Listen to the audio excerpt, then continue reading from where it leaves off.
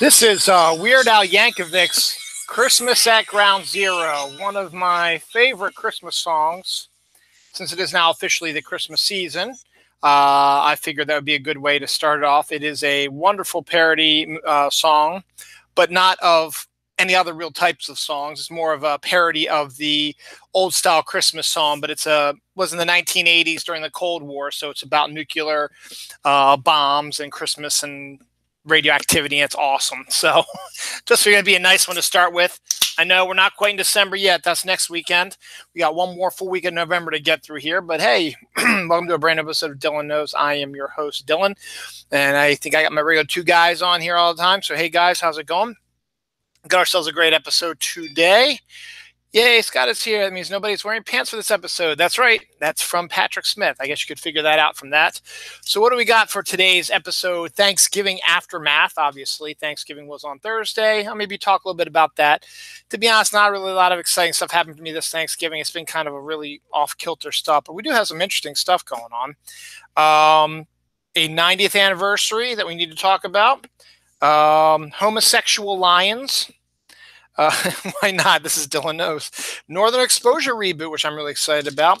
Rocket and Groot maybe getting the spotlight. Alex Smith, this is some sports ball for you, Patrick, but this is kind of a weird story. Alex Smith's brutal injury. The Hot Cheetos turkey.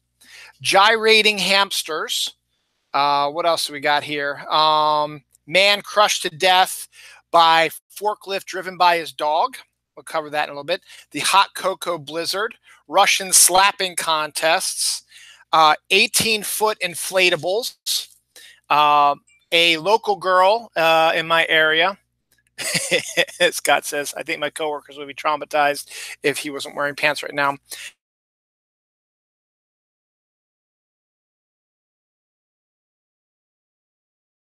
A local girl, there we go. Local girl in my area makes good on Jeopardy. What else we got? Phil Mickelson gets a big win. Man dressed as a bear attacks Black Friday tent people. Bat Kid, we got a little bit a new update on Bat Kid. Crazy wedding dresses. And one last thing, a sad story concerning a really good friend of mine from high school. We'll hit that in a little bit as well. So, hey, I got my red and green. There you go. Kickstart, jumpstart, whatever.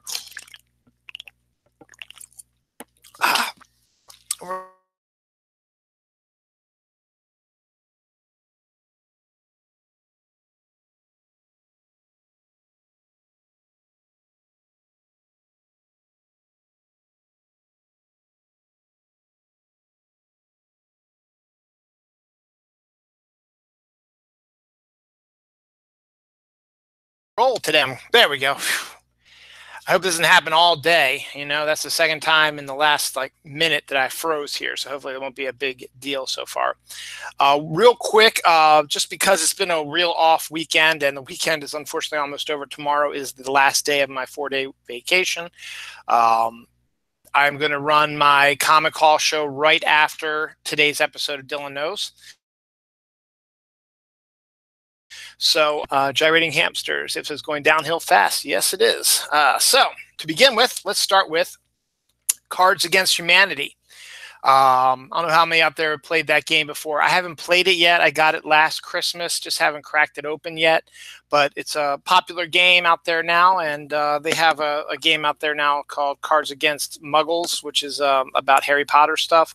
But if you've gone out there and you've played Cards Against Humanity, and I hope you've enjoyed it, they bought a plot of land where the border wall would be going to make it harder for them, for the government to build the wall, because they'd have to deal with them personally to get the border wall built on that plot of land. So kind of hurrah for that.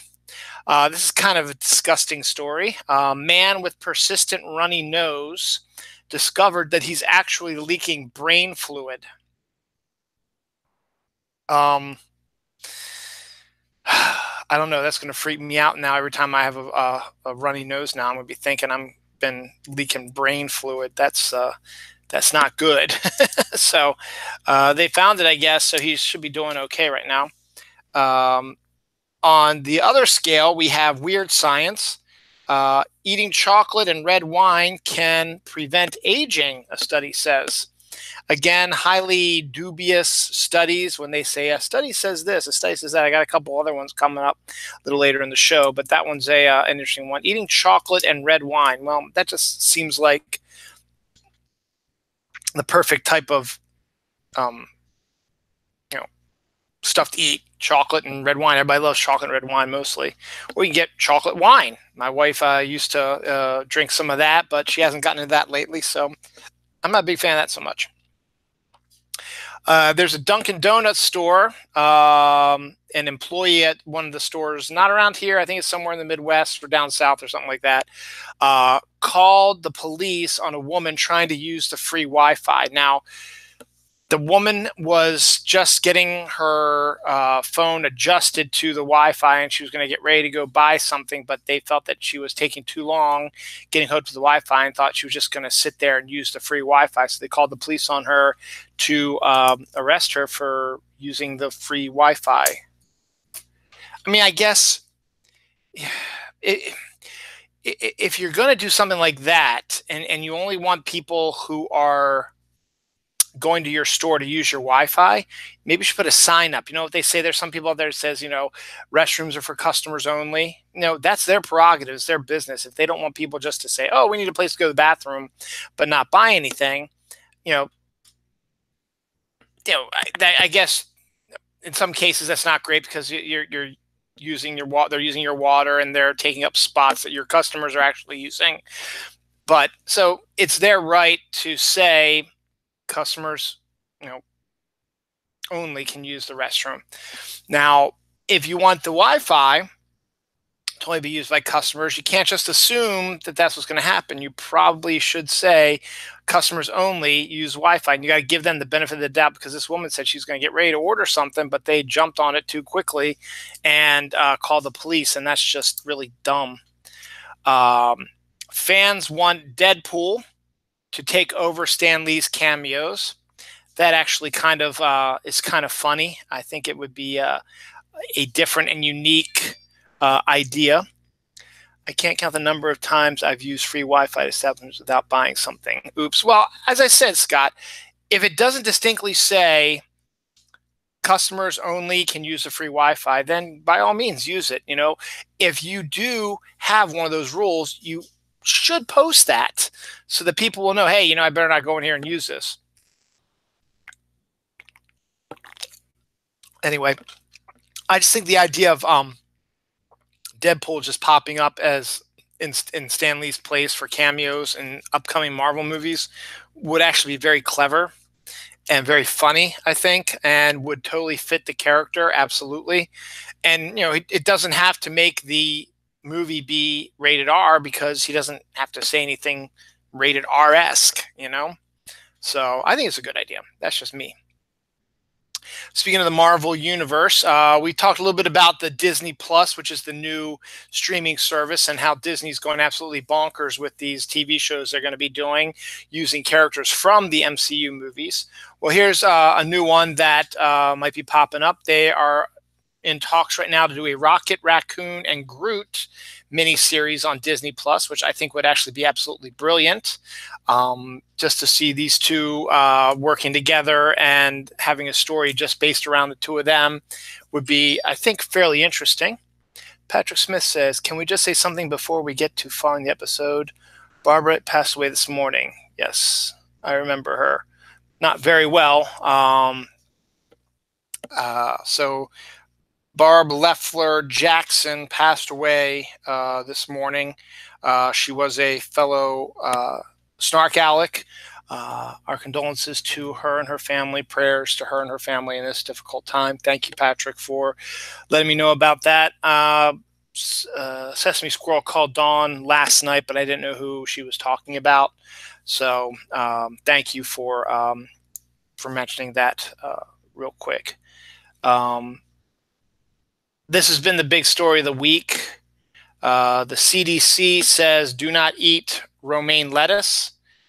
Apparently 11 people, maybe 13, I've heard also, have gotten sick with E. coli from romaine. So the CDC has decided just to junk all the romaine, I guess, before they can figure out where it actually comes from, I guess, so they can clean it up and make sure that it doesn't happen again and figure out how it was transmitted in the first place to the romaine lettuce as well. So that was the big news of the story this week that's been dominating the headlines a lot lately.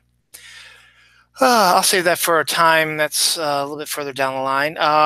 November 18th, which was, I guess, let me see, today's the 24th. 24th, 23rd, 22nd, 21st, 20th, 19th, 18th, 6 days ago, was the 90th anniversary of Mickey Mouse. His first appearance, Steamboat Willie, appeared on that day in 1928. So Mickey Mouse is now officially 90 years old. 11/18, actually, that was Sunday. That was also my nephew's 21st birthday. We went to see my sister and brother-in-law, whose 25th anniversary was on November 20th for Thanksgiving. It's been a while since we'd seen them and been to their house for Thanksgiving. It was kind of nice. We had about 14 people. They have needed to get a boarder for their house. They need to get a boarder to be in their house to help them cover some of the expenses that they've incurred since my brother-in-law lost his job. And so he was there with his girlfriend, and my nephew, Drew, had his girlfriend stop by real quick. And my nephew, Luke, was up from college. He just turned 21 on the previous Sunday, the 18th. As I said, he shares a birthday apparently now with Mickey Mouse. So that's pretty cool. So that was going on. So it was fairly nice, kind of quiet. It was okay drive down. Traffic wasn't too bad. We had early, like 1:30ish for Turkey Day, and then we just watched football, and then we left, and we had some dessert. We still had a birthday party for my my nephew's 21st birthday, so that was nice. So that's really all my Thanksgiving was. And then Friday, I wasn't feeling well, so Dawn went shopping with her family. She got a lot of Christmas shopping done for us. And so while she was shopping, I just hung out with the kids. We played board games and video games and stuff like that. So that was fun. And then today was another quiet kind of day. It was rainy here on the eastern seaboard. It's cleared out by now, and it's going to get warmer. It was chilly the last few days, but it's going to start getting warmer. It's getting warmer now, actually. And tomorrow is going to be a nice day. It's a football day, but also we might go out and get some fresh air and do some stuff because we really haven't done anything this weekend, and then go to work on Monday. So, well, my son has Friday off because of and it's only the elementary school. They're having teacher conference days. My daughter has to go to middle school, so my mom is going to come up and watch him, and Dawn will go to the school for the conference for him. For those who know me, one of my absolute favorite shows of all time is Northern Exposure. And I had heard rumblings of a potential reboot with all the other reboots that have been happening lately, Roseanne and Murphy Brown and Will and Grace, and now there's like a Frasier one in the works as well, apparently, and stuff like that. And these reboots are ones with the same cast members. X-Files had a couple seasons worth of like reboots and stuff like that, 2 more seasons worth of reboots there. So I had my own idea for a Northern Exposure reboot, as it were. It wasn't fully formed, but I had some of the general ideas figured out in my head, and I was thinking about them. And then I got the news earlier this week that there will actually be a reboot coming our way, probably next year sometime. Rob Morrow, who plays Dr. Joel Fleischman, is signed on to come back because he's also going to be producing the reboot. Considering when he did the show when he was in his 30s, I guess he's had a little bit of humble pie, I guess, because he felt he was too big for his britches, and was not one of the best liked people on that show. And eventually, I guess he sort of, and he always kind of said he never really liked the show to begin with at that time. But now, I guess on reflection, stuff like that, now he's realizing that it was quite an experience, and he's raring to go for a new one with, I think, Joshua Brand, who was the original creator of the series. He and Josh Falsey, I think. Josh Falsey and Josh Brand, I think, were the guys who created it. They only really stayed on for one season, and then they sort of just jumped off and did some other stuff, and then they got a whole new bunch of producers and stuff like that in. But Joshua Brand is supposedly also involved in producing it along with Rob Morrow. So he signed back on as Joel Fleischman, and apparently John Corbett, who plays Chris in the Morning, has also signed on, and they're the only two as of now who have been discussed about being in this reboot. And the general idea of it, I shot my TV a long time ago with all these TV reboots. That's from Patrick Smith. The premise apparently is that one of the main characters from the original run, passes away, and Joel comes to Alaska to give his regards, I guess, condolences, whatever, and gets reacquainted with the people in Sicily.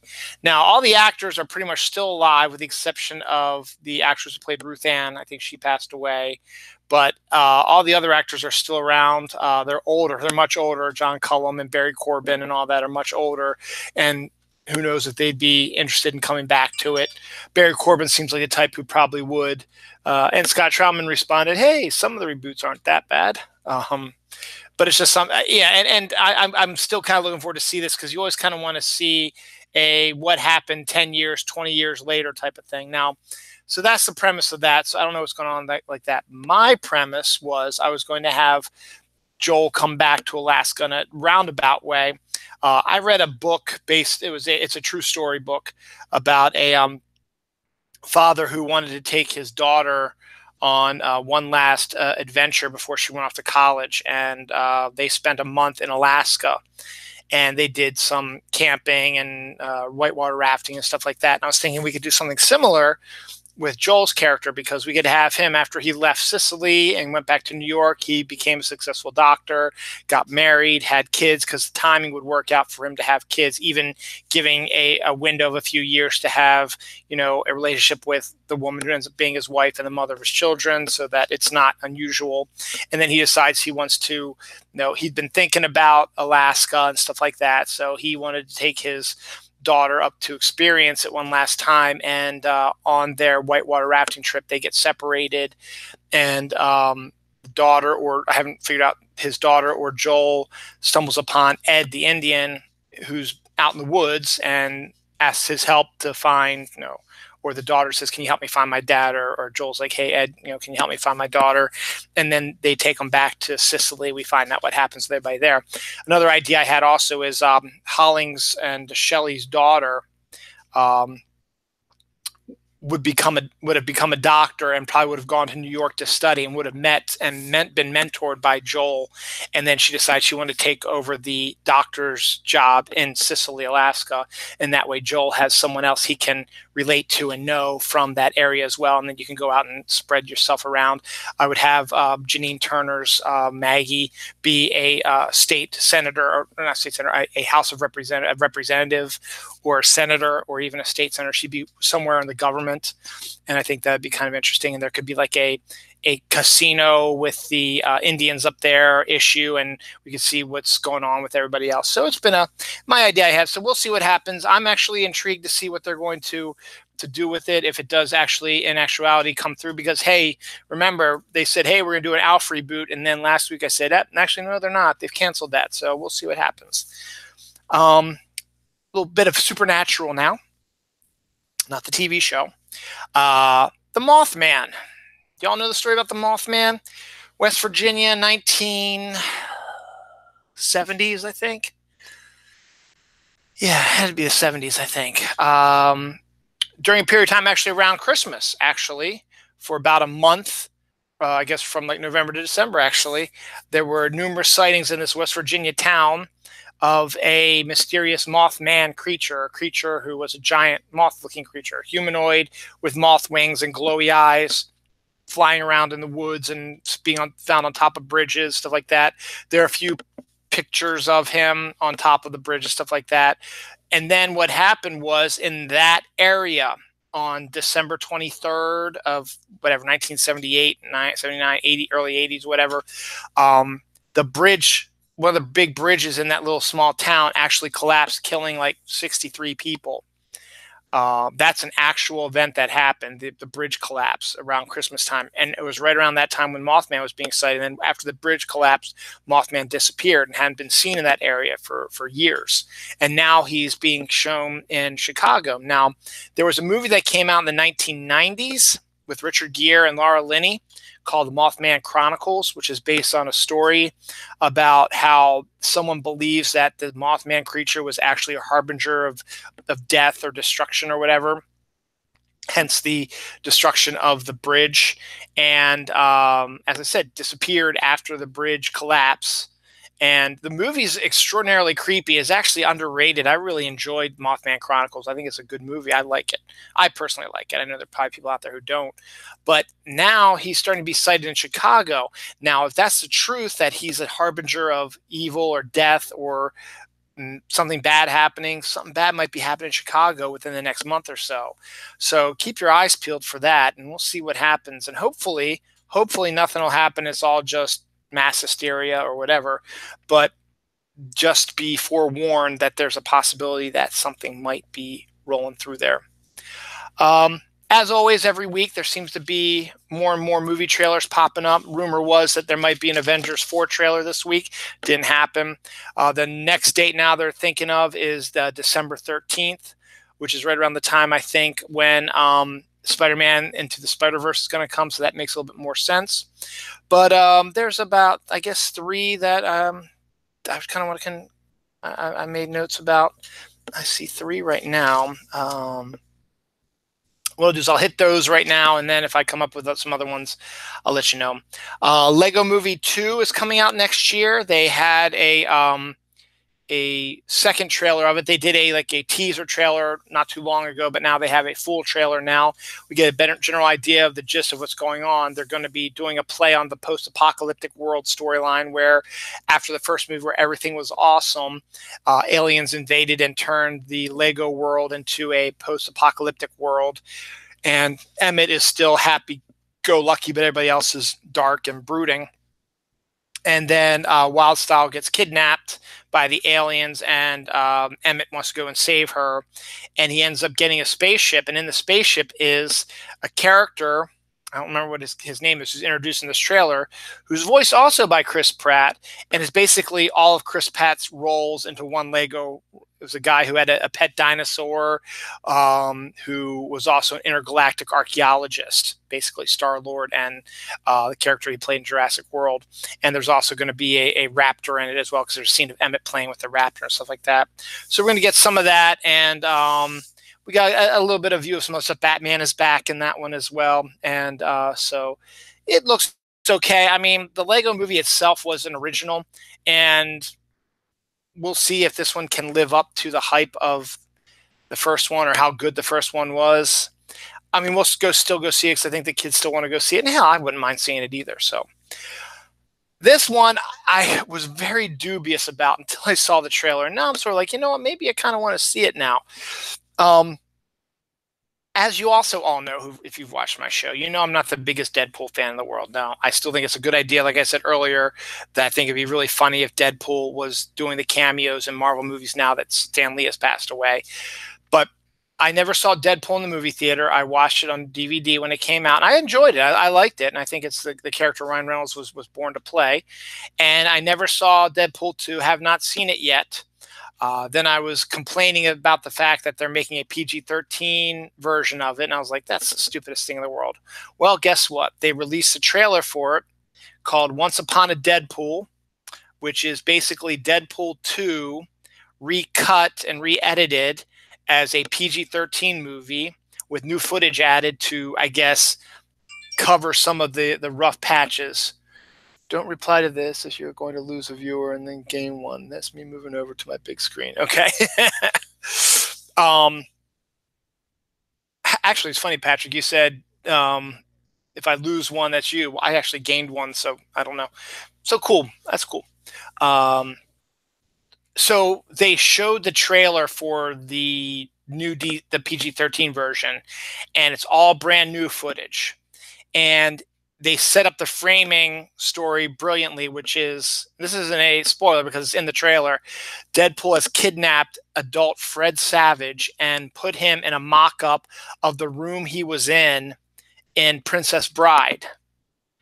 And basically then Deadpool wakes him up and he's, in the same clothes that he was wearing in Princess Bride, in the same room. And he's like, where the hell am I? What's going on? And Deadpool says, I'm going to tell you a story. And he's like trapped in the bed and stuff like that. And so Deadpool, that's going to be the framing device, is Deadpool is going to be reading the story of Deadpool 2 to Fred Savage via like a Princess Bride type of aspect to it.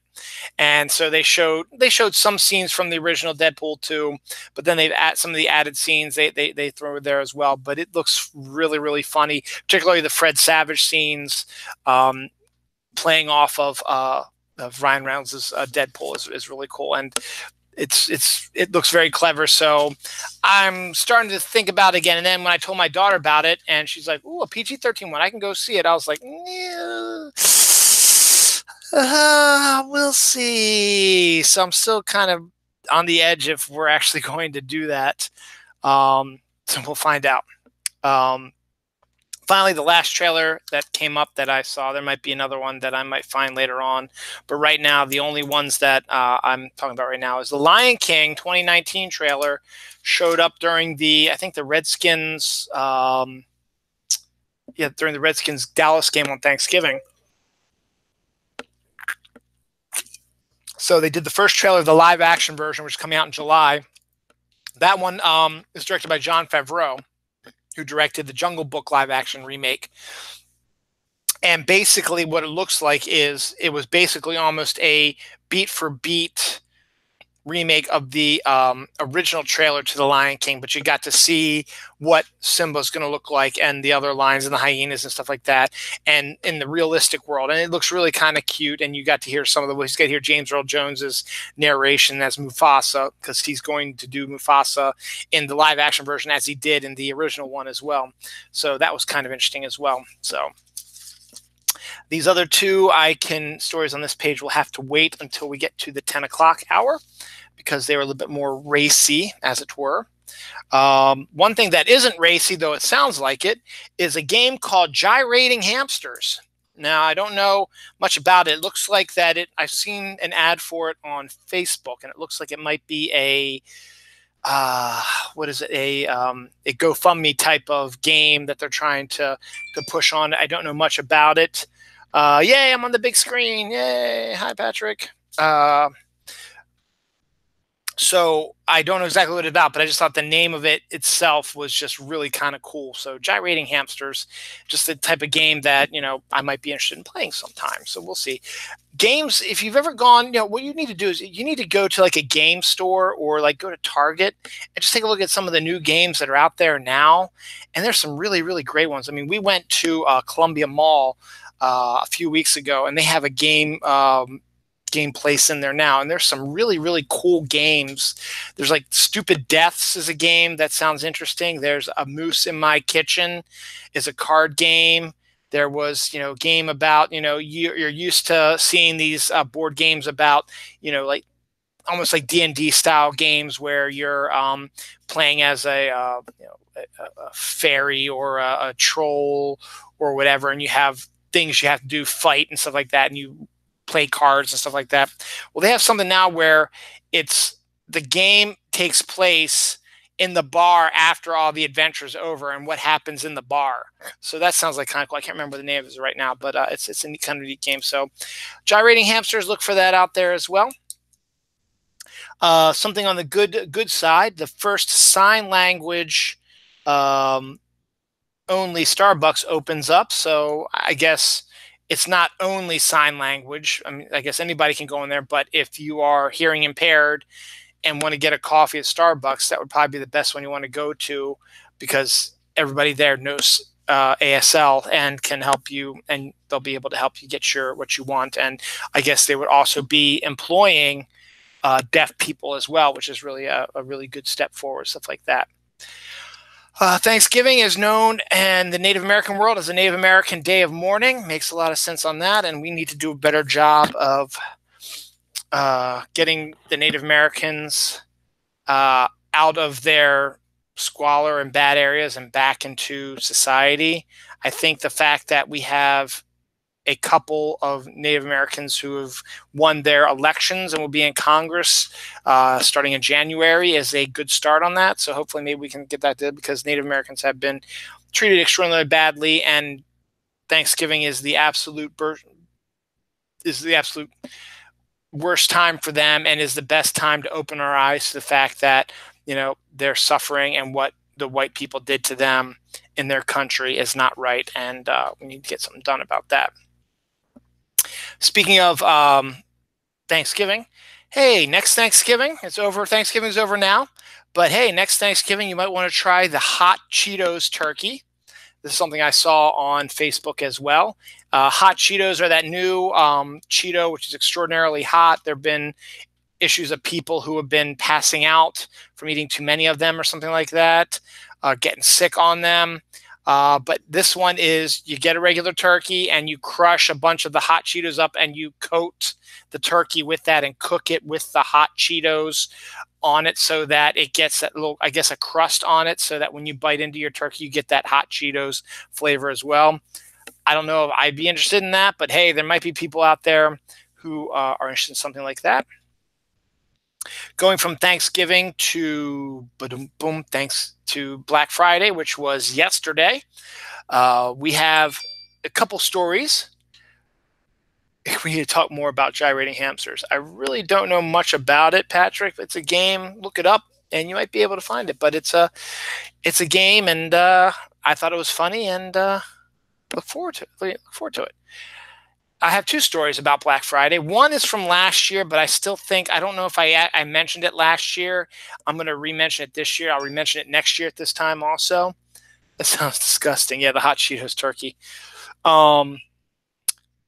And just think about this. If you're looking for a job, okay, and you don't presently have a job, the week of Black Friday, try to get yourself hired as a professional line sitter. Now, you don't have any other job, okay? So you'll be able to spend your time as a line sitter for somebody who wants to get the hot thing on Black Friday when, say, Best Buy or Target or Walmart or whatever opens up early. Usually it used to be Black Friday. Now it's like Thanksgiving afternoon they're doing it, but that's a story for another time.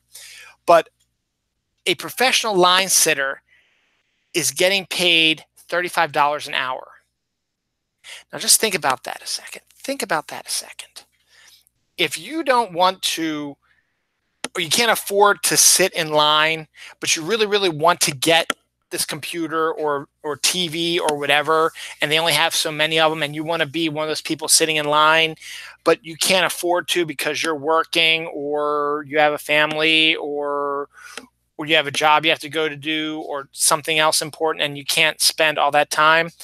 If you're willing to spend a little bit of money to get it, $35 an hour would be good for a line sitter. So if you get somebody sitting there basically for 24 to 48 hours at $35 an hour, that's really good. Now, that's the problem then, is then you can start getting the way the issue is, do you want to spend that much on a person waiting for you in line, waiting in line for you, so that when the time comes, you can switch out with them, but you end up paying them like $1,200 when you could have just done it yourself or whatever? I don't know. But the fact is, professional line sitters have been getting paid $35 an hour.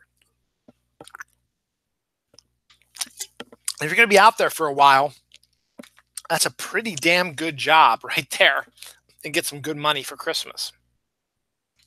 The second one, as I said, is an older story. Let me see if I can find it around here. I guess it's over here. This is from last year, but I had to re-mention it for this year. I don't remember if I mentioned it on my show last year at this time. I probably did because I saw it on my old Facebook pages. A man dressed as a bear is charged with tearing up tents of Black Friday campers. As I just said, you've got the professional line sitters. So in some cases, people are going to be setting up tents outside of a Best Buy or a Walmart or whatever, waiting to get the big deal. And they're going to need a place to sit because they're going to be there 24/7 until the store opens. So they get themselves a tent to protect them from the weather and robbers or whatever. But some guy decided to dress up as a bear and tore up their tents. I thought that was funny because I'm a bastard, but I think that was kind of funny. And so thus ends the Black Friday stories. There might be a few more, as again I said, but right now I'm going through some other stuff. Drinking too much water can cause brain damage and death in extreme cases. They don't go into much detail about how much is too much water. I mean, I guess that's a true story. I mean, you need to survive on water and you don't want to dehydrate yourself. But if you're drinking excessive amounts of water, I mean, are you basically drowning yourself on the inside? Yeah, our body is mostly made up of water, and if you keep adding more water to it, if you start going overflow, is it going to start causing these brain damage issues and making you feel bad? I don't know, but that's, again, it's one of those studies out there that says you better watch out for that. Smallpox could be returning due to ancient corpses being unearthed by global warming. I guess with graves that unmarked graves or whatever that were buried deep and then like in permafrost or whatever, frozen areas, and gradually as the ground has been warming up more and more flooding and stuff like that's been happening, these bodies have started on Earth. And if they died of smallpox back in the old days, that smallpox virus might still be there, and as soon as it hits the air, it could come out to the air and spread around to everybody. So keep an eye out for smallpox. It's a possibility it could come back. Godzilla toilet paper, Godzilla themed toilet paper, I should say. Maybe that's what happened with the guy who was leaking brain matter from his nose. Yeah, good connection. Maybe he had too much water. Godzilla, that was from Scott Troutman. Godzilla themed toilet paper is now being sold in Japan. It has pictures of all the different monsters and not just Godzilla. But hey, that's kind of a cool idea. If you ever wanted to have, Godzilla, clean your butt, it's a good idea. So there we go. Airzuka, I just bit my tongue. Sorry. Airzuka, which is a game, a new toy type of thing grown-ups have, or you can give to kids or whatever, is a gun that can shoot out bolts of air at people. It's a little toy gun. It's like, hey, poof, like that, and a burst of air goes poof and hits you in the face, stuff like that. Somebody suggested, hey, would farts work for that? So I guess you could fart into the gun and then shoot it at somebody and have the fart hit them.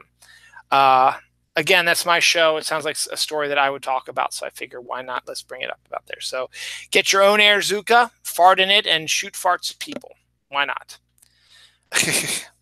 You guys out there know I'm a Pokemon Go fan.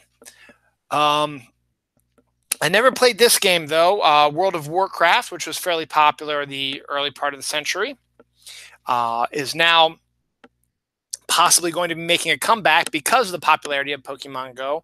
Blizzard, which is the company that does World of Warcraft, is coming up with an idea of a similar type of game to Pokemon Go, but for World of Warcraft. So I don't know exactly what that means, but if you were a World of Warcraft fan, haven't played because either they shut it down or whatever, or weren't interested anymore, keep an eye out for that. It might be a good way to get back into the game on top of that. We talked about reboots earlier of TV shows. Well, here's a movie reboot that we do not need, and I am not the only one who's been screaming and yelling about this. But apparently there was a study out there, another study, out there that people, when asked what would be a movie series you would like to see continue or rebooted, the number one film series was Back to the Future. Now, time travel is always an interesting movie idea, and Back to the Future trilogy was done so expertly with everything, all three movies being connected in so many different ways that it was brilliant. But I do not want to see a rebooted version of the Back to the Future trilogy, even with new actors, whatever. I don't even want to see it with the old actors because they're getting old, and we need to get past the reboot phase again. So this is kind of disturbing to me that this was actually people want to see a reboot of the Back to the Future trilogy.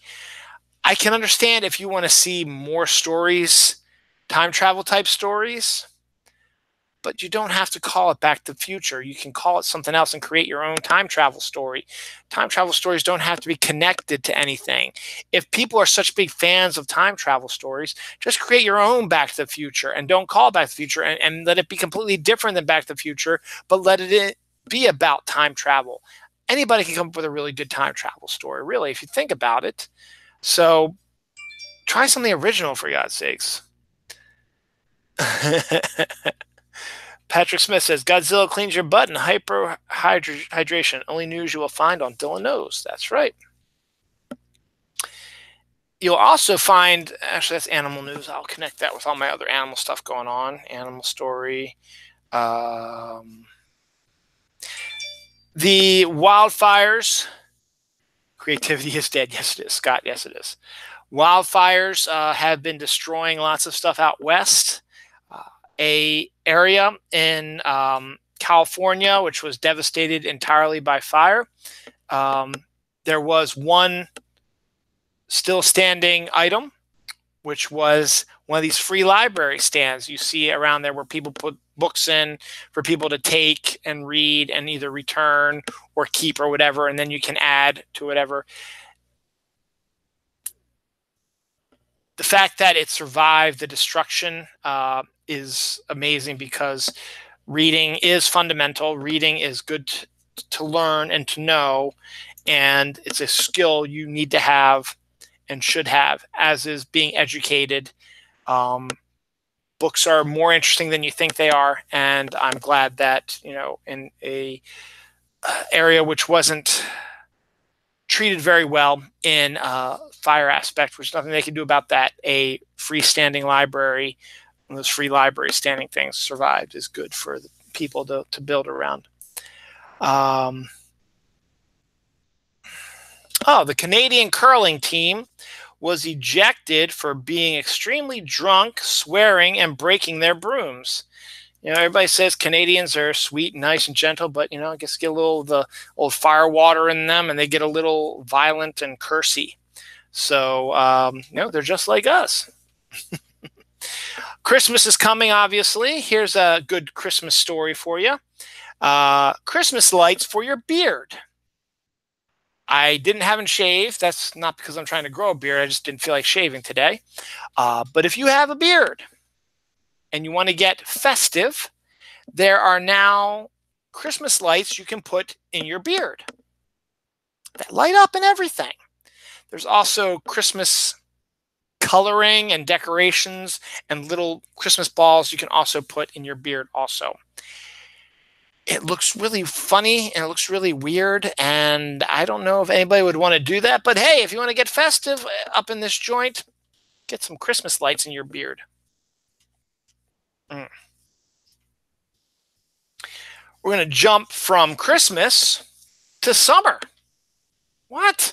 Can only do that here on Dylan Knows. I might have mentioned this before, but they talked about this a little bit more on Facebook and got a little bit more information on it. The adult summer camps. Now, summer camps, like on my end, we tend our kids to summer camp during the summer because both Dawn and I work and we can't stay home with them, and they're not old enough to stay home by themselves for the whole day yet. They're getting closer, but they can't right now. So, summer camps, you think of, theirs isn't an overnight summer camp. My daughter has done an overnight one before. Noah has not. And I don't know if he will be. He might down the line, because he's getting older and the Boy Scouts start having more of these things happening, overnight camping for a week, whatever. But for grown-ups, for those grown-ups who maybe either need a break or may not necessarily have kids or are just together and want to do something different, hey, do the adult summer camps. There's drinking, obviously. There's water activities. There's jet skiing and water skiing and all kinds of stuff. There is archery. There's color wars, which I guess is some sort of like capture the flag type of games you can play. There's climbing, good food, trapeze training, and there's also air-conditioned cabins. So, if it's not going to be too hot, don't put Christmas balls in your beard. That just sounds wrong. Yes, it does. But air-conditioned cabins. So, in the middle of summer, you're not sweating your balls off. But you can have this just great fun activity, meeting up with grown-ups and just having a good time. So hey, go see if there's any adult summer camps in your area and go for it, man.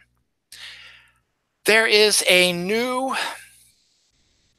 syndrome out there, which is an actual real syndrome. It's not a fake one. It is an actual one. This is not fake news. This is not The Onion. Uncombable hair syndrome is a thing. Some people suffer from uncombable hair syndrome, where their hair, for whatever reason, just cannot get combed.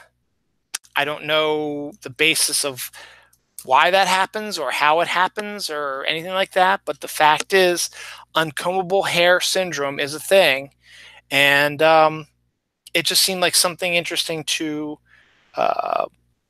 bring up. This might upset Patrick Smith a little bit more. There are 2 movie studios currently. I think Warner Brothers is one of them, and I don't know who the other one is. Maybe Paramount. There are 2 movie studios right now. But I don't know for sure. So don't blame them for this, because I think that's what I read, but I'm not 100% certain. There are 2 movie studios right now that are fighting for shorter theatrical runs, which in the end is going to screw the local movie theater. Basically, the movie distribution companies believe that, or the movie studios, I should say, the movie studios believe that they get more money from digital downloads and stuff like that, and DVD, Blu-ray, disc sales than they do people actually going to the movie theater.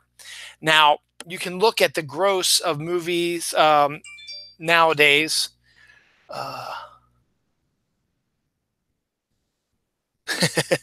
I call that low maintenance and would be celebrating it instead of calling it a syndrome. That's the uncombable hair syndrome. That's from Scott Troutman. So in the end, I think they can make more money off of the digital downloads and the Blu-ray sales than they can from theatrical distribution, which in the end, I guess, even though it's making a lot of money, like say, Avengers was made a ton of money, and Venom's actually been making a lot of money as well, they have to share that with the movie theater, who is showing it and not distributing, but showing it in their theaters. They get a cut of the gross. It's not a good one. The balance is not balanced, actually, but regardless, they're not getting as much money during a theatrical run, whereas they get more money when you sell it directly from digital download and Blu-ray sales. So these 2 studios are thinking, hey, we probably need less of a window for the movie theaters, maybe a couple of weeks. And then after it's out in the movie theaters for a couple of weeks, we'll give it a couple more weeks, and then boom, we put it out on DVD digital and we put it on Blu-ray, and voila, we're happy. And I'm not sure if I'm a big fan of that. I don't go to the movies as much as I have in the movie theater as I used to when I was younger, just because it's harder now, being employed and married and have kids. We still go, though. We saw at least 3 movies this year that I know off the top of my head. So No, we saw 4 actually. Now I think about it, we saw 4 actually so far, and there's a possibility within the next month and a half that we could see more with Christmas coming and stuff like that. But to have the smaller theatrical runs is kind of a dick move because it ends up screwing the movie theaters showing the films, because then the distributors will take them out of the movie theaters quicker.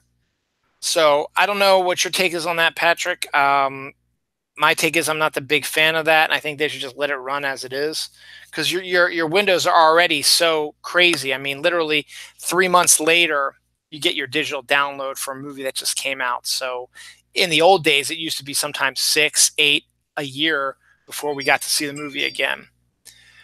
As much as I love big screen movies, you are not upsetting me with this rant. I agree. Okay. That's fine. It's your prerogative. So that's cool. I guess I was mistaken on that end.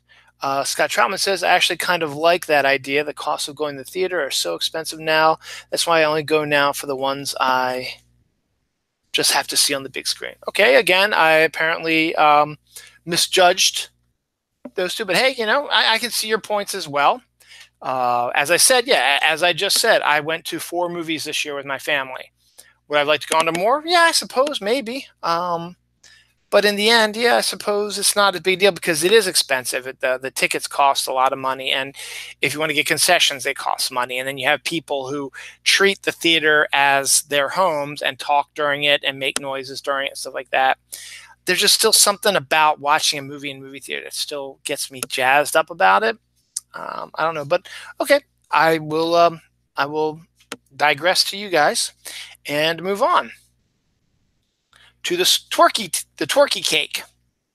The twerky cake is a cake that went viral.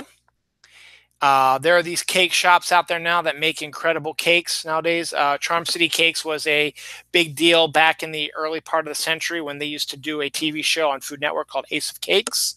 That show was filmed at the Charm City Cakes in Baltimore, which at that time was right down the street from where my work was till we moved. So that was always kind of cool to see that. I drove past the building numerous times and saw cameras and stuff like that going on.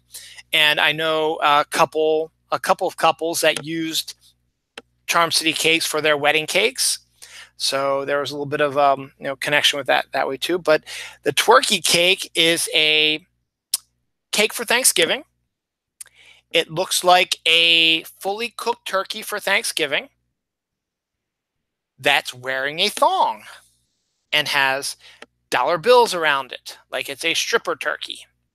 That's why they call it the twerky. And it sold. The cake sold. They're sold out. It was sold out at the Minnesota bakery which created it.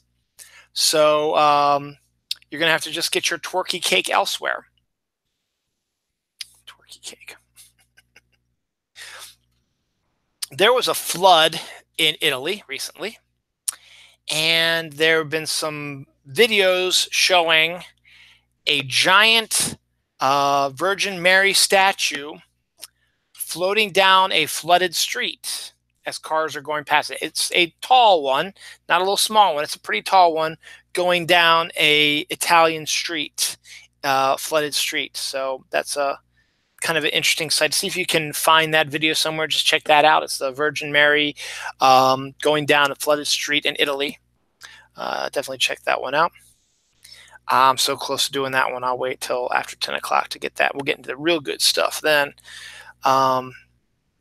This is kind of an interesting story. A father is going back a ways back. A father decided he was not going to take his Christmas tree down until all of his sons came back from overseas. They were all soldiers, and they all came back off of duty and survived, stuff like that.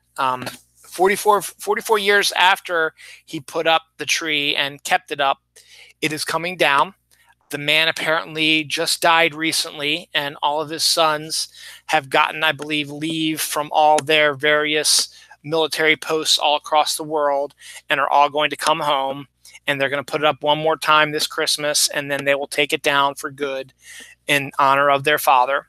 So that's an interesting story. Christmas related, I guess. You're going to start seeing a lot of those nowadays. This is a funny story, changing from that. Frankie Muniz, from Malcolm in the Middle, that type of show, and a few other things as well. He's back in the news this week. He had 2 stories happen to him this week that got him back into focus.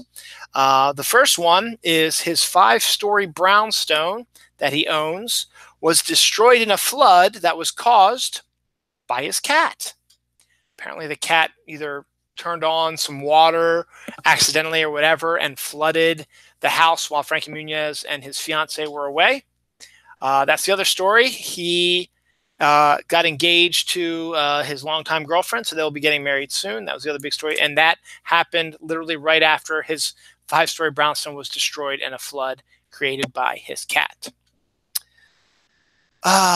Switching gears back to Christmas. This one might be a really, I think this would be kind of cool to see. I don't know how it would fly in my neighborhood, but Amazon is selling an 18-foot inflatable Grinch for Christmas. 18 feet. That would probably be almost as tall as my house, probably. But it's an inflatable of the Grinch that's 18 feet tall. I just want to see somebody who owns that and see what it looks like put up.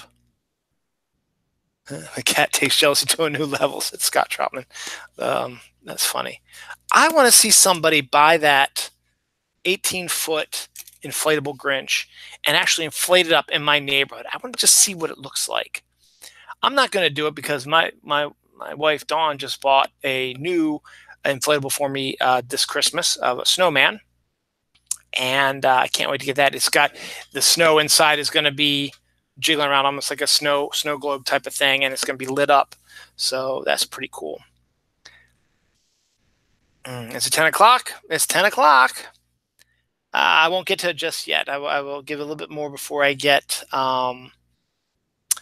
I'll do a few more little stories before I get into that story.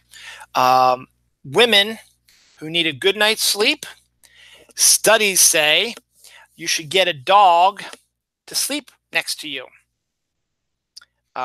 Supposedly it helps women. I would assume it would probably help men, but the study happened to be about women who couldn't sleep, that when they had their dog sleeping next to them,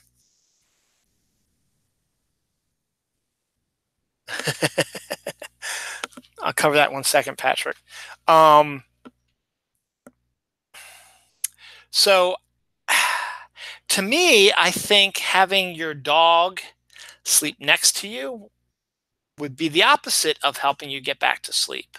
Now, maybe the rhythmic breathing of the dog or the heartbeat or the warmth of the dog might help you sleep in that way, but I still think it would be kind of difficult to fall asleep with a dog sleeping next to you. I don't know. It could be. So there's another study. Patrick asked me, I haven't talked about my shirt yet, not quite in the bad sweater level, but where can you get it? I honestly don't know. This is actually a Christmas present from Ms. Dawn. I think she probably got it from a catalog. There's probably some catalogs out there where have these weird type of shirts. Yeah, the bad sweater thing seems to be a new trend. I mean, it's not so new because it was a lot around last year. Dawn actually got me a couple of other ones that I will be showing on future episodes of Dylan Knows. One is a Guardians of the Galaxy bad sweater. One is a cat in outer space type of bad sweater one. And I just learned that I got a brand new red and green shirt that I can't wait to show. I don't know if I'm going to get, I might have to wait till Christmas to show it, but it's a button-up shirt and it's really weird looking. There was also a bad Christmas sweater with a raptor that I didn't get, but might get for my son. And then there was one with a gorilla with a Santa Claus hat on and a bunch of kittens next to it. So go out anywhere, really. You can probably find some of this stuff. But Patrick, to answer your question, I don't know where Dawn got this shirt. I think she got it from a catalog. You might want to at her, and she might be able to tell you where she got it if she remembers. But yes, it is the Believe shirt. Believe in Santa aliens. So why not? That's why I was wearing it, because I wanted to show it off.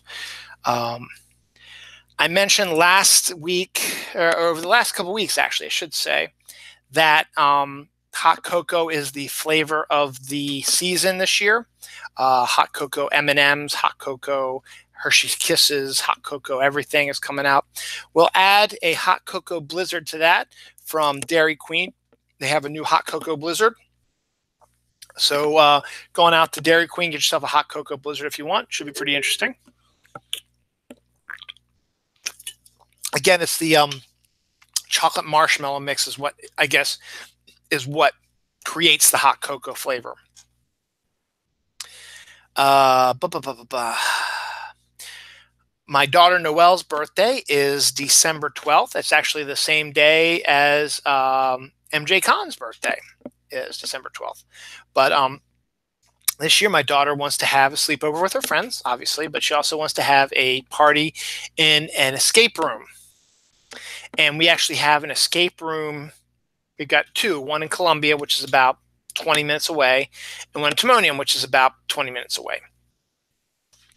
And they're the same company, but Columbia has one more escape room game than Timonium does. So the one that I think my daughter wants to do is the Island Escape one, which is basically we are the last. You can get up to 8 people to be in your group, and the 8 of you have to escape a room that you are the last remaining people on a Hawaiian island where a volcano is getting ready to erupt, and you have to figure out how to escape before the lava hits you. It goes through, if you don't know what escape rooms are, they're like rooms that you have to use clues and items that are in the room to help solve the way to get out of the room. So they've got all kinds of different ones. They've got a hostage one. They've got a an air emergency one. They've got a haunted house one. They've got a casino one. They have an art thief one. They got some really cool stuff. So it should be an interesting take on that. We're going to be doing that in a couple of weeks. So that'll be an interesting thing to look at as well. Let's see. The Russian slapping contests are the new thing out there now. Basically, it's slap your opponent as hard as you can, and then they get to slap you as hard as you can until one of you concedes to defeat. I guess it gets kind of boring in Russia, but I guess if you slap someone hard enough, you could probably break some bones in the cheek maybe. So just watch out for that. I'm a huge space guy, and on Monday, NASA will be dropping a new lander onto Mars. So we'll be getting some new information from Mars, from NASA over the next couple of years, months and years. So that'll be an interesting take as long as it doesn't crash. There's been so many crashes of Mars landers and rovers and stuff like that. It's not even funny. It's almost as if someone doesn't want us there.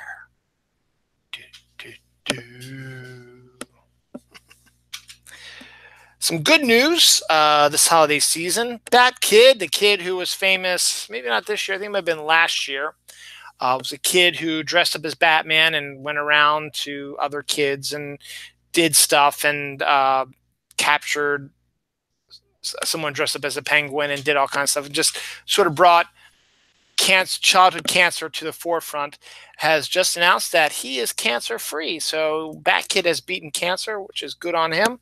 That is excellent. Good job on that, Bat Kid. Jumping to the world of video games and insanity.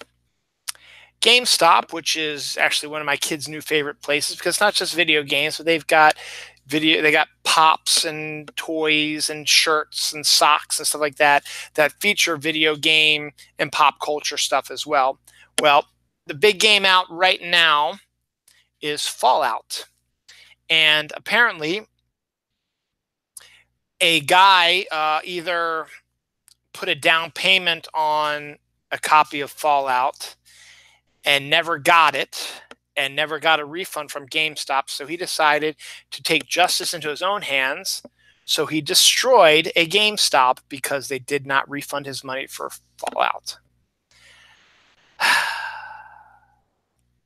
You probably could have done a lawsuit a little bit better and you would not have gotten in trouble and you might have gotten your refund then. But you had to go and lose control and destroy a GameStop, and now guess what? You're going to have to pay for that. So hope you're happy.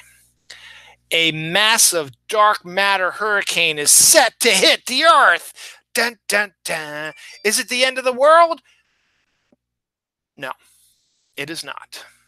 All right, thank you. Patrick Smith says the Mars landing will be live on NASA TV close at 3:30 p.m.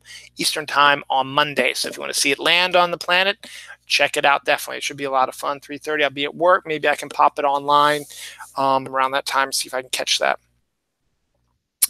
So yes, there is a massive dark matter hurricane set to hit the Earth any minute now, any day now, any week now. And it is going to do absolutely nothing to us. It is not something that is going to hurt us. But in the scientific world, it's making them giddy as a schoolboy at Christmas time. I figure I'd throw that in there as well. Because they'll be able to study dark matter close up after it slams into the Earth. So if you feel a little weird one day, don't worry about it. It'll pass. It's just dark matter going through you. So they say there's no problem. I'm not worried about it. You ever see The Hunger Games? Oh, let's see. Scott Troutman says, the world is ending again. I'm running out of room on my calendar. No, it isn't, Scott. This is something that's not even going to affect us. Did you guys see The Hunger Games? If you read it, that's fine. But watching it's a different thing because you get a more visual idea of things. Well, Katniss Everdeen, who's the main character in it, was called the Girl on Fire, and she had a fashion guru who was great at getting her dressed in really cool costumes and to play on that whole Girl on Fire aspect. And he created, through the magic of movies, dresses and stuff like that that looked like fire. It wasn't real fire, it looked like fire. And gave the wow effect and made her become one of the more popular characters in that series in the capital, which is where the majority of the series takes place. Well, it is now a reality. There are now wedding dresses out there now that you will be able to have different types of lit up we'll have different types of ways to light up. It's got crazy designs on it, so you can make your wedding dress be all kinds of crazy colors and stuff like that. There's going to be some sort of thing sewn into the dress that's going to be able to make it have these cool lighting effects. So it's probably massively expensive, but you know what? If you want to make a statement at your wedding and don't want to wear the traditional white, hey, go for it. And you're a fan of the Hunger Games, why not? So hey, go for it. See, all the ladies get the cool stuff. We just get crazy stuff like Santa Claus tuxedos and stuff like that. Tuxedos that have like Santa Claus on it.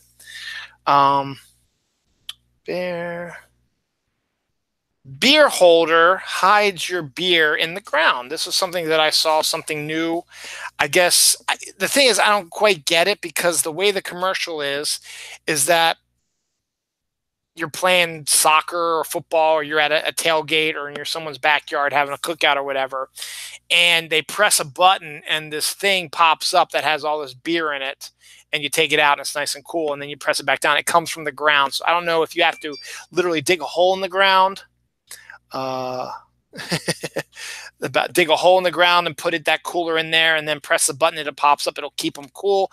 I don't know how it works. All I know is that this video has somebody just pressing a button on the ground and this elevator popping up with all this beer in it. And it's like, hey, here's a beer for you, and here's a beer for you, and here's a bear for you. And then they tap it back in and it goes zoop back down so they can continue playing soccer or tailgating or whatever. And it's not, so I don't know what's going on with that. I just thought that was I guess a unique item to look at. All right, let's see. What do I got here? I got a half a page here to go. What I'll do is I will hit some of... oh, I already did this one. Oh, I did. I already checked off. Okay. I will hit some of the crazy dirty stuff now. It's about 10:13 that I didn't talk about before. And some creepy, weird stuff going on. So let's get back to... Kenyan officials believe that homosexual lions learned their homosexualness from watching humans. Now, someone actually said this from Kenya and posted this on a news site or whatever like that. And the best response was from a guy, I don't know who it was, but his response was fantastic. And basically he says, personally, he was more impressed with what gay people would be having sex in front of lions, that they would brave having sex in front of a lion. So it doesn't make any sense, because if there's homosexual lions learned it from watching humans, and obviously they watched homosexuals having sex. But those homosexuals who had sex in front of lions are the real heroes, because who in their right mind would have sex in front of lions? Homosexual or otherwise. Just a funny comment and a good response to a stupid idea that he floated, that they learned that from humans. Whatever. It's been a few weeks, but I had to mention it. Florida again, has been busted for having sex with a male pony. And they distinctly said it was a male pony. I don't know why they had to give it a sexual term, male, female, whatever. It doesn't matter. The dude had sex with a pony. It's been a few weeks since I had an animal sex story. Now here we go, coming back again. So that stuff ain't going anywhere. And it's still just as disturbing as the first time I read it. A good animal story, though, is a silver fox was spotted in a garden. It's the first sign of a silver fox. Excuse me, first sighting of a silver fox in 25 years. So either they were really good at hiding, or they are on the verge of being extinct, or they're coming back. Either or, it's a good story on that end. I teased this at the beginning of the show. Man was crushed to death by a forklift that was driven by his dog. Now, before you go, that didn't really happen. Yes, the headline was more clickbait. That's not exactly what happened. The dog was not literally driving the forklift, though I wish he was. No, I don't wish he was, because I don't want anybody to die, but it would continue to strengthen my conspiracy that the animals are starting ready to take over the world. In this case, what probably happened was guy was using a forklift or whatever, and he had his dog in the cab with him, and he put the forklift, and he had it on still, and he put it like in neutral or something like that, and he had to do something, dig something, move it out of the way so he could move the forklift. The dog, being excited or whatever, maybe jumped out of the cab. His leg pops the lever from neutral to drive, and it keeps going, and it runs over the guy. That's what the actual story is, but the headline itself was clickbait, and that's why it made it onto my show. Scientists discover why wombat poop is cube-shaped. Some people thought it was to mark their territory. Others thought that they made it cube work so they could build walls of poop around their territory. I I guess I didn't write down what it turned out to be, why it was cube shaped, but it's cube shaped. Hey, just nice talking about animal sex stuff again. And I will keep doing it till I hear it, until it stops. Now I'm talking about wombat poop. A bear enters a police station through the front door. Front door, he was able to get it open. I guess it was cold out. He wanted to get warm, and he got into the police station, was just wandering around. And they have this all on closed circuit TV. So, you know, bears aren't stupid. Shopping center apologizes for the polar bear anal sex Christmas display.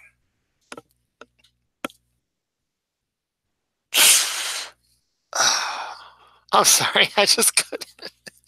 I can't read that without a straight face. So a shopping center decorating for Christmas, and I guess, you know, polar bears being from the Arctic, and, you know, when you think Arctic, you think North Pole, you think Santa Claus, you think Coca-Cola with the polar bears drinking Coke and stuff like that. They put these statues up so it looked like it was one on all fours and one on two legs behind it, like it was having anal sex with it. I don't think it was deliberate. I think they were just saying, hey, here's what polar bears look like. They have 4 legs and they have 2 legs. It is a classy news show. Thank you very much. I'm going to put that on my header from now on. The classy news show, Dylan Knows. Thank you, Scott Troutman. So they apologize when people complained that it looked like that the polar bear statues were having anal sex. Moving on.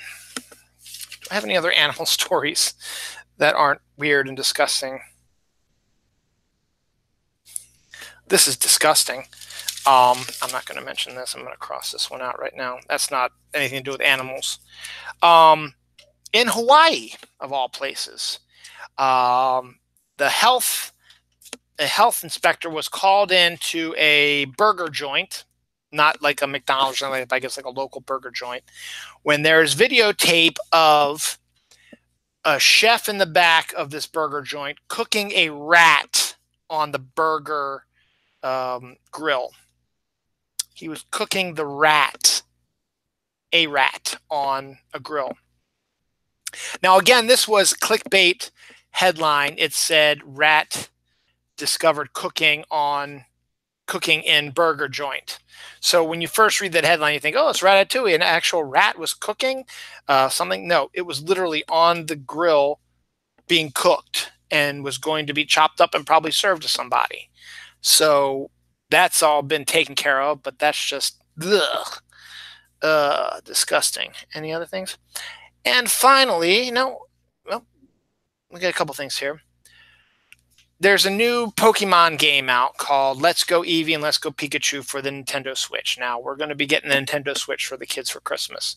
But there's the Pokemon game, Let's Go Pikachu, Let's Go Eevee. And one of the controllers is a Pokeball. Now, if you don't know what Pokeballs are, they're red and white balls. They're literally balls that you throw at the Pokemon. They pop open and they try to catch them. Sometimes the Pokemon pop out. Sometimes they get trapped in the Pokeball. Well, they have this as the new controller now for the game, so you can pretend you're throwing it, and the video will actually have you throwing it at the Pokemon, but you're really not. You're holding on to it. Hopefully you don't throw it because you're not going to smash your television with it. But dogs are now thinking that this ball that their owners are pretending to throw should be for fetch. And so some dogs have been running at the TV thinking that the ball was going to go there and they were going to fetch it for their master. Dogs. Finally, cats. Let's end this animal segment on cats. It's been discovered through ancient DNA. I don't know exactly how this proves it, but I like this headline altogether. Ancient DNA proves that cats domesticated themselves. Now, we all know that, wolves were domesticated by humans, and that offshoot turned into our furry friend, the dog. But cats, how did cats get domesticated? Well, they said, you know what? I think I'm going to hang out with these humans. They'll feed me, they'll clean my poop and stuff like that. They'll pet me and love me, and I can scratch them and bite them and play with them and stuff like that, and they'll still love me forever. And it's going to beat going around here trying to starve, finding food, fighting other cats like that. Hey, I'm going to hang out here and I'm going to get myself, I'll be indoors. I'll be away from the weather and the elements, and I'll be safe and happy and warm. So cats are smart. They're like, hey, you know what? I think I'm going to do that. So cats domesticated themselves.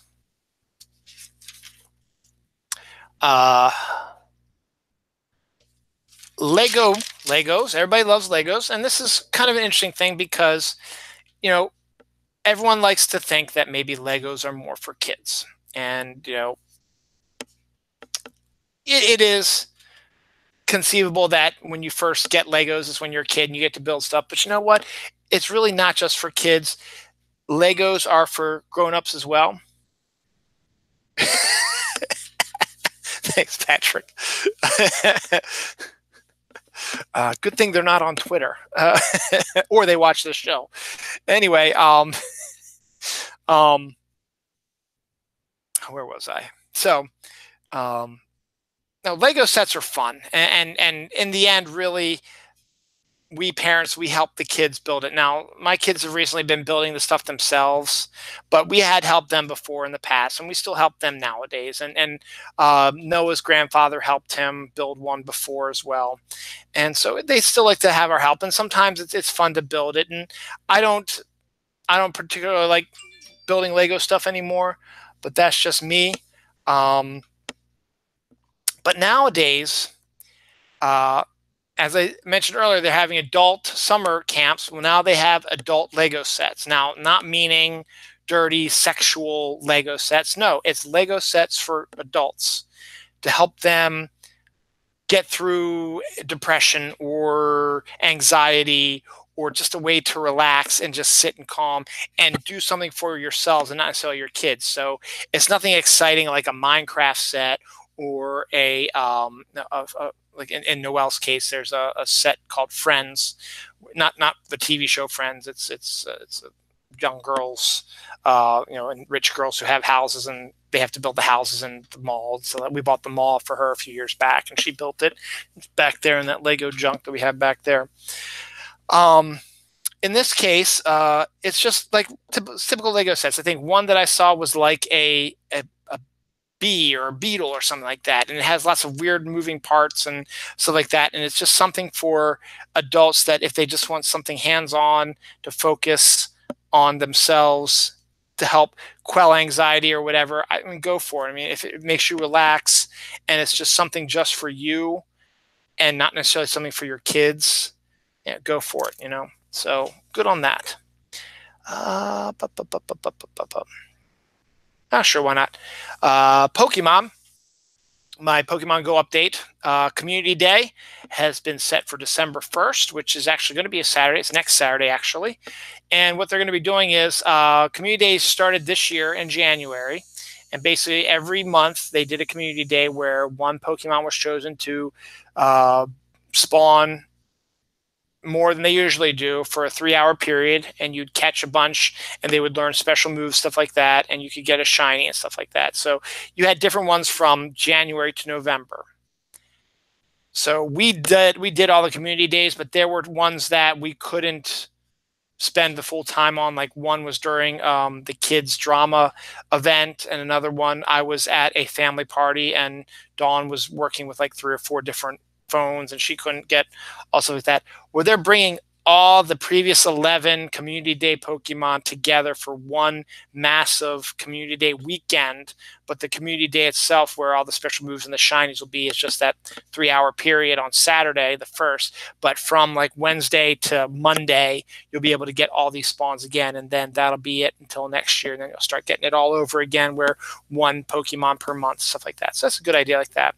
And there's a new raid boss, Cresselia, which is a beautiful psychic type. I caught my first one today, so I'm proud of that.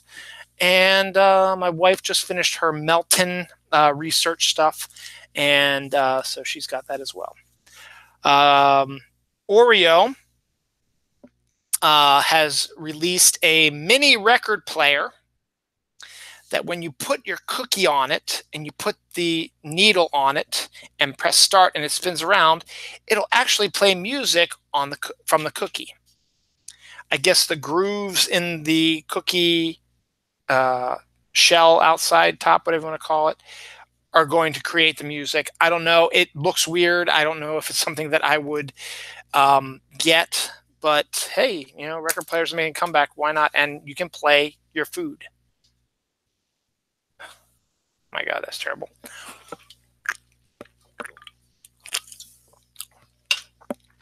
Nah, I'm not going to tell sports ball. So you get a break from that, Patrick. I'm not going to talk about that. So I got one last half page of stuff to deal with, and then holidays, and then what came out this week, anniversary-wise, and then I'm going to go into my comic haul. So this might actually be done by about 11 o'clock, which gives me a good 2-hour window. Maybe before then, too. This is kind of an animal thing that I sort of skipped over, but not too bad. Thanos, the character from Avengers Infinity War and from the comic book series, has actually now has a dinosaur named after him. It is a real dinosaur that was found in Brazil that they called Thanos simonatoi is the name of this dinosaur. It's a new species that they've never discovered before in Brazil. Thanos simonatoi, Simonattoi. Must be nice to be named after and have a dinosaur named after you. I don't have one. Jeff Goldblum does, though, I think, or that's a flower or something like that. I don't know. Here's a little bit of sport thing. Phil Mickelson and Tiger Woods had a after Thanksgiving best there ever was golf thing just between the two of them. I don't know if it was 9 holes or 18, I'm not sure, but it was the total cash prize was going to be $9 million. Phil Mickelson won the first annual version of that, so we'll see if they're going to do another one next year. I think it was well watched on TV. It was on Friday, I think, and for those people who weren't going to get any golf this weekend and wanted to watch some golf, well, there you go. What is that?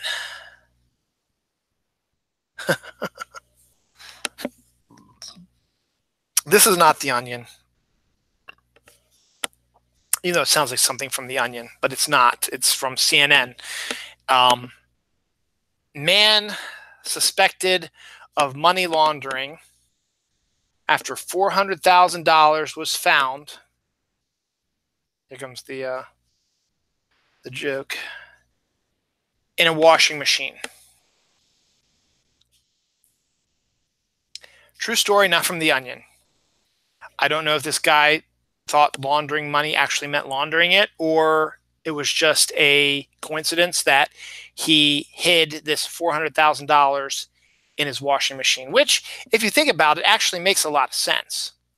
If the police are coming to investigate to see if you were money laundering, or you saw them and you needed a hiding place for it, why not the washing machine? Is the police going to say, you know what, I think I'm going to check out the washing machine? They might. It's a nice, come down the basement. No one really suspects that as a place to put anything, and it might be the best place to hide. I mean, if you have a thorough police department, they would look through everything, but he was suspected of money laundering, and his money was found in a washing machine. Yes, just for you, Patrick. Speaking of a lot of money, I used to see I can connect anything to me because this is my show. I used to work not very long because it wasn't the job exactly I was looking for. It was a job I needed, but I didn't really want. But I used to work in a self-storage facility. Those places where you get a little self-storage place and you put extra stuff you want to get out of your house, or just have a place to store things that you don't have a room for or whatever. My mom used to have one for a while, but she was tired of paying for it, and so we had to get rid of all that stuff. That's where all my comics came from. I had them all stored in the storage room, and I kind of want to get another one, but Dawn always calls it, it's like a out of sight, out of mind type of thing that, well, we keep paying for this self-storage thing, but we never look at it and we never do anything about it. So, it's the best way to get stuff out of the house to put in self-storage, but that's besides the point. Anyway, so there is a show. Well, so one of the things that happen once a month at the self-storage facility is there is always a bunch of people who do not pay their self-storage fee. You have to pay a fee every month. Now, it's not like if you miss a month, we're going to do this to you. It's after 3 months, I think is what it was. So if you haven't paid for your self-storage or paid in full for your self-storage facility box, whatever you want to call it, we will put a lock on it that only we can open. So if you try to get your stuff out of it or get anything out of it, you would have to come to us, get another key, and one of us would have to walk out there and unlock it after you paid for your self-storage locker thing. It makes sense in the business sense, because if someone isn't going to pay their stuff, that's a contract. You signed a contract. You're going to pay such and so a month. If you can't afford it, you shouldn't have gotten one. We are, we're lenient. You can call us and let us know what's going on. But after 3 months, if you don't pay, we're not fools. If you keep coming with the same excuses, like, well, sorry, we're going to lock this up, and you're not going to be able to get your stuff until you fully pay off what you owe. So there are these shows that are out there now that there are these people who, after a while, we will, if you don't pay for like a year, I don't know, a few months or whatever, 6 months to a year, we will let it go to auction once a month. So people will come and we will give them a list of storage lockers that are way behind in the payments, and you can bid on owning what's inside, because we don't know what's inside. You can, it might be collectibles, it might be all kinds of neat stuff, it might be junk, you don't know. So there are groups of people that come out, that's all they do, and they bid on these things, and we get our money back, and they get to take whatever's inside there, and they can sell it, they can junk it, they can do whatever. And sometimes you find some cool stuff. I think one time someone found at one of our facilities like a really nice riding mower or something like that was in there. And so, hey, brand new riding mower. We paid for, you bid for the locker, and if your bid's $500, you pay $500, you get everything in there. Even if the stuff is more than $500, you get everything in there. So there was a show called Storage Wars that did something similar, followed these people that went around and bid on these things. Well, a bargain hunter paid for a self-storage locker, $500 for a self-storage locker on a Storage Wars type of show. When they opened it up, they discovered $7.5 million inside a safe inside the self-storage locker. So for $500, he got $7.5 million. See, that's why people do this. They think it's like the lottery. They think they might get something really cool. Hell, you know what? There could be someone's mint comic book collection in one of these places, and they just, whatever reason, they didn't pay it off. So they go and you could get like an Action Comics #1 or Superman #1 or whatever from the 1940s and get millions of dollars for it. So $7.5 million discovered in a storage shed in a safe. It's crazy, man. The lovely Julie Andrews will be lending her voice to a mythical sea beast in the Aquaman movie coming out in December. The mythical sea beast is called Carathen. I don't know the beast itself, but it's a helpful beast to Aquaman, but it will be voiced by Julie Andrews. So, hey, Julie Andrews, she turned down a role in Mary Poppins Returns because she wanted Emily Blunt to get all the focus and not her being the previous Mary Poppins. So I think that shows class on Julie Andrews' part. Though Dick Van Dyke will be in, but that's okay because he's not Julie Andrews. A little local flavor. A Owings Mills teen. Now, I live in Reisterstown. Owings Mills is... Reorient myself. Owings Mills is down that way. Yes, Owings Mills is down that way. So there's Reisterstown, Owings Mills, and then it's 695, basically. And so an Owings Mills teen auditioned for and was picked for the teen tournament on Jeopardy. And she made her way all the way to the final. And she came in second, won $50,000. So congratulations. I didn't get the girl's name, but congratulations to local girl Done Good. Won $50,000 on the teen tournament on Jeopardy. So fantastic job on that. So that's a really cool thing. Another kind of local flavor thing that's not on here. This is some sports ball real quick. Franklin High School, which is the high school that Noelle and Noah will both be going to probably, unless they go to a magnet school, has always had a really good football team. They've been in the state finals and have won the states once and have lost a couple years in a row now and haven't made it the last couple years. This year, they are in the state playoff right now for a chance to win the state. So they play at the Naval Academy Stadium like Thursday. So good luck to them. A sixth grader. It's not Noelle, but but a sixth grader who witnessed a bus hit a car, school bus hit a parked car, and then drive away. The sixth grader, actually, I think the sixth grader was on the bus when it happened, and the bus driver didn't say anything and drove away, did a little damage to the car. The sixth grader left a detailed note for the owner of the car saying, this school bus number, this driver, this is what they did to it. I was on the bus when it hit you. This is who you want to call and stuff like that. So he left a detailed message to the person whose car that got hit in the hit and run by a school bus to their information. Speaking of buses, this is kind of a sad story. I think I'm going to end on two sad stories here. Yeah, because I only have two stories left. A bus carrying members of the Washington State, not Washington, I'm sorry, it was Washington State marching band on the way to the rivalry game with University of Washington up in the Washington State versus University of Washington in college football. They had a rivalry game, I think it was yesterday.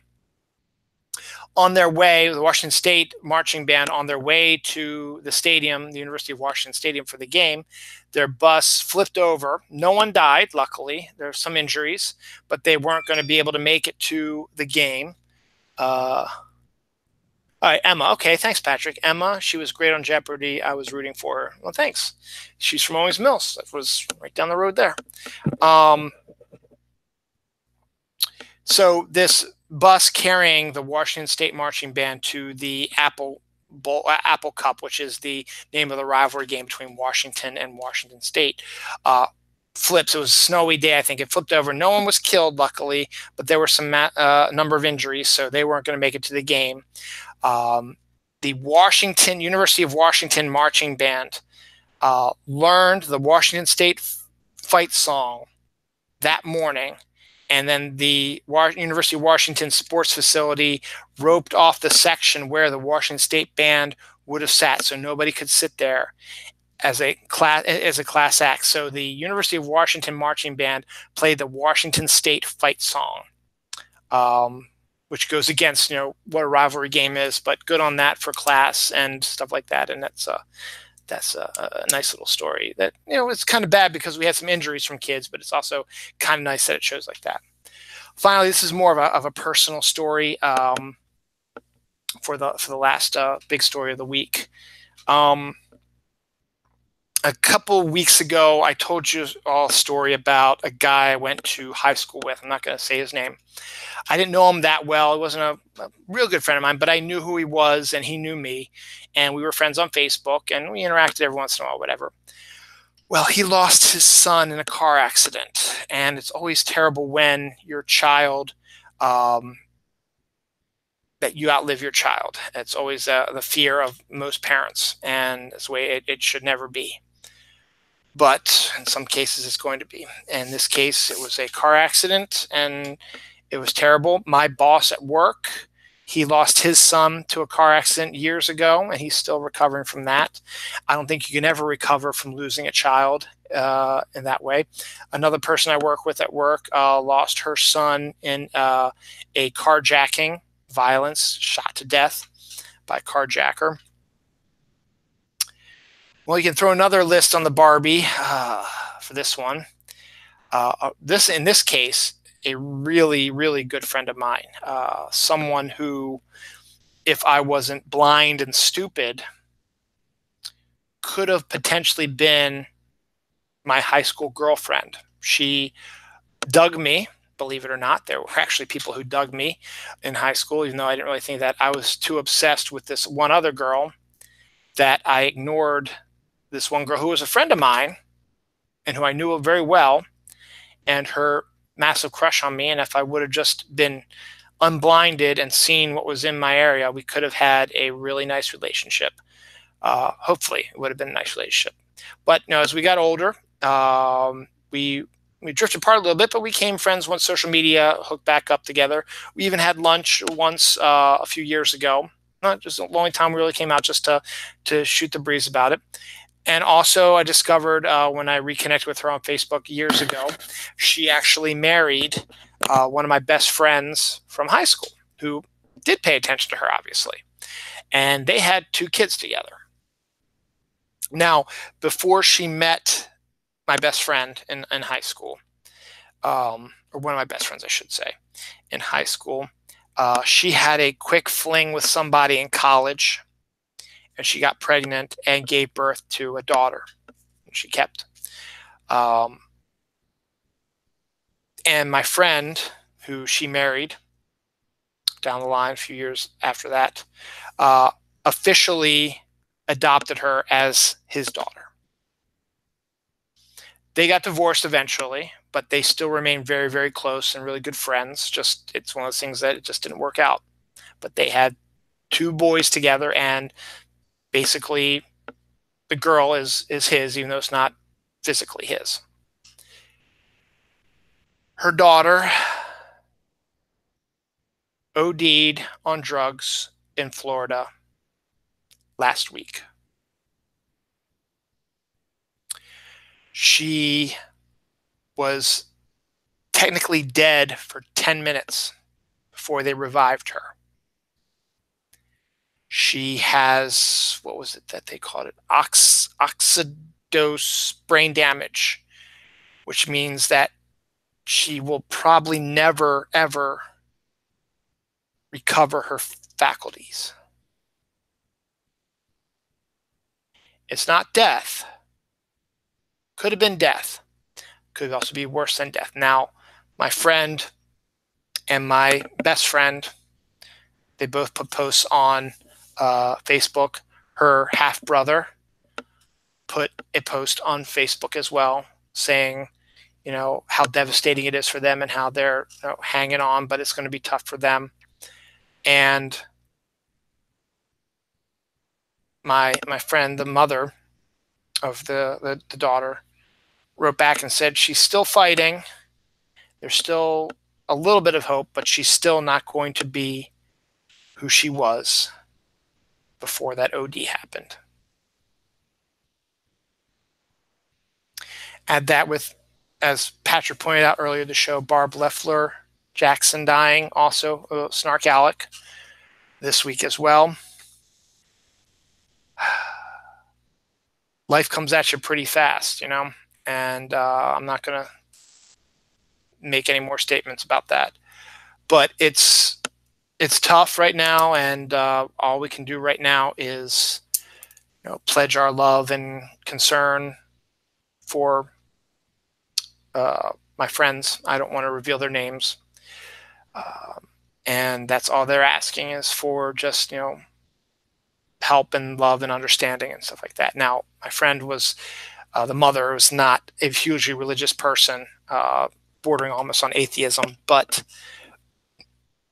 that's why I didn't say thoughts and prayers, but I said, hey, much love to you and all that. And she said, this really, really helps. So that's all I have to say about that. So to Barb and to, I'm not going to say, to the young woman in Florida, here's to you.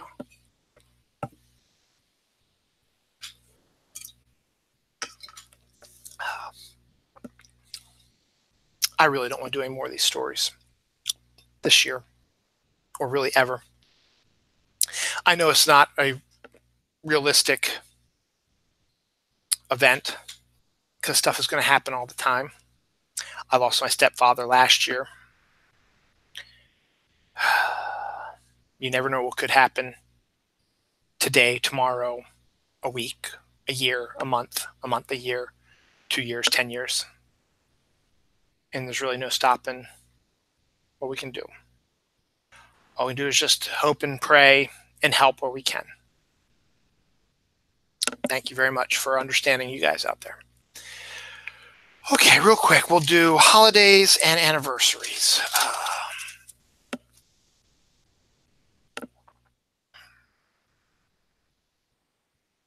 Holidays. Okay, today's holidays are Brownie Locks Day. I guess that's like a big hair type of thing. Celebrate Your Unique Talent Day. DB Cooper Day. International ARA Awareness Day. National Sardines Day. National Use Even If Seal is Broken Day. I don't know if that's right, especially if it's drugs like aspirin. I don't know if you want to use something if the seal's broken, but hey, it's Small Business Saturday. There was lots of talk about the shops on Main Street about that. That was it for today. Friday, yesterday, November 23rd, was Black Friday. Buy Nothing Day, Doctor Who Day. Doctor Who, we'll talk about that in my anniversary in a little bit. Eat a Cranberry Day, Fibonacci Day, Fur Free Day, Maize Day, meaning maize and corn, National Cashew Day, National Day of Listening. These are all Friday, the 23rd. National Espresso Day, National Flossing Day. I think it's the flossing of the teeth, not the dance. National Leftovers Day, National Native American Heritage Day, Sinky Day, Woofenut, whatever that is, Your Welcome Giving Day. I guess thanks, you're welcome. I gotcha. I get it. I get jokes. Thursday, November 22nd was Go for a Ride Day, Humane Society Anniversary Day, National Cranberry Relish Day, National Day of Mourning. I mentioned that earlier in the show. National Stop the Violence Day, Start Your Own Country Day, Thanksgiving Day. Not going to do the 21st because that's too much. Tomorrow, the Sunday, the 25th, is Shopping Reminder Day, National Parfait Day, International Day for the Elimination of Violence Against Women, and Blase Day. So that's what we got to look forward to tomorrow. It's also end of 4-day vacation day. Here's hoping that my job is going to give me 2 more four-day weekends, with Christmas and New Year's being on a Tuesday. It's not really worth, being closed for the weekend, Saturday and Sunday, opening real quick on Monday, and then shutting back down on Tuesday. Just shut it down Monday. We'll come back Wednesday, work Wednesday, Thursday, Friday. We'll do another 4-day weekend, work another Thursday, Friday, Wednesday, Thursday, Friday. Have another weekend, and then we can start our full week back in January. So we'll see. I will inform you about that to see if I get my next couple 4-day weekends. So it'd be very, very nice if we could do that. Finally, the anniversaries for this week, as I mentioned earlier, Doctor Who came out in 1963. So that was 63, 73, 83, 93, 2003, 2013, so 55 years ago. So it's 55 years ago, Doctor Who made its debut. Thank you, Patrick. I've unfortunately been saying a lot of that stuff lately too, and it's hard. Home Alone 2 was 26 years ago. Scrooged, which is still one of the best Christmas movies out there, is 30 years old this year. So definitely take a look at that. Jingle All the Way, the Arnold Schwarzenegger bizarre little Christmas movie with the kid who played young Anakin, was 1996. So 96, 2006, 2016 is 22 years. Back to the Future 2 came out this week in 1989. I remember that because then Back to the Future 3 came out in May of 1990. Rocky, Yo Adrian came out 42 years ago this week.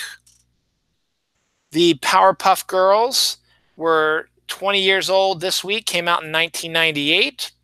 A bunch of stuff besides Scrooge came out 30 years ago, including Oliver and Company, which was a Disney film before the golden age of Disney with Little Mermaid and all that. This was Billy Joel music and a retelling of Dickens' Oliver Twist, but with cats.